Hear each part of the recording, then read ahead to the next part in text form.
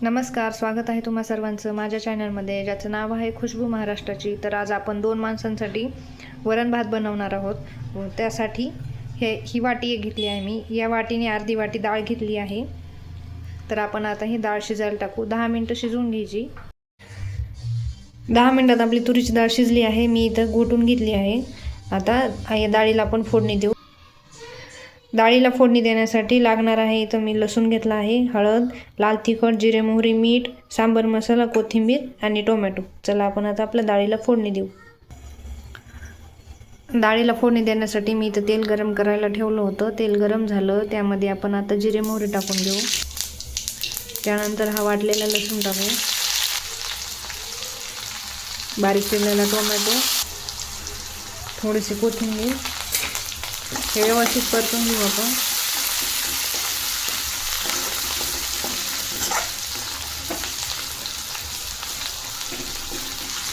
Tomato soft झाला की आपण यामध्ये मसाले टाकून घेऊ।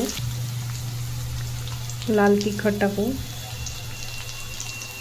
हळद, थोडासा सांबर मसाला, हे व्यवस्थित मिक्स करून घेऊ आपण।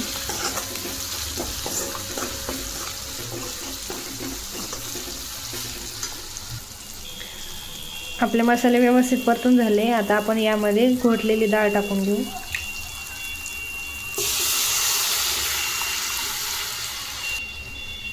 आता यामध्ये चवीपुरतं मीठ टाकू आणि कोथिंबीर।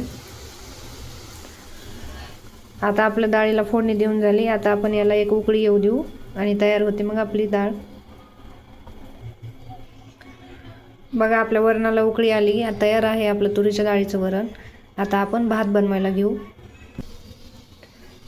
भात बनवण्यासाठी आपल्याला इथे 1 वाटी तांदूळ लागणार आहेत, मीठ, तेजपान, दालचिनी, जिरे, 2 लवंगा आणि 2 मिरे। भात शिजवण्यासाठी चला आता अगोदर आपण फोडणी देऊन घेऊ। भात बनवण्यासाठी मी इथे गॅसवर कुकर ठेवलं होतं। त्यामध्ये 1 चमचा तेल टाकलं आहे। तेल गरम झालं, त्यामध्ये आता हे आपले खडे मसाले टाकून घेऊ। खडे मसाले परतले की त्यामध्ये पाणी टाकू। यामध्ये पाणी आपण जेवढे तांदूळ घेतले त्याच्या डबल पाणी टाकायचं। चवीपुरतं मीठ टाकून घेऊ। आता पाण्याला उकळी आली की आपण यामध्ये तांदूळ स्वच्छ धुवून टाकू। पाण्याला उकळी आली, त्यामध्ये आता हे धुतलेले तांदूळ टाकून घेऊ आणि याला झाकण बंद करून 10 मिनिटं कमी गॅसवर शिजू देऊ। 10 मिनिटं झाले। 10 मिनिटानंतर आपण आपला भात बघूया कसा झालाय ते।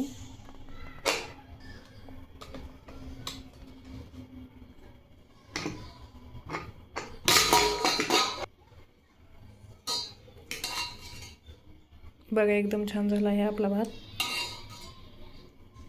असं फोडणी देऊन भात केला ना तर खूप छान लागतो। बघा, तयार आहे आपलं भात वरण। तुम्ही पण असं भात वरण नक्की करून खा, खूप छान लागतं।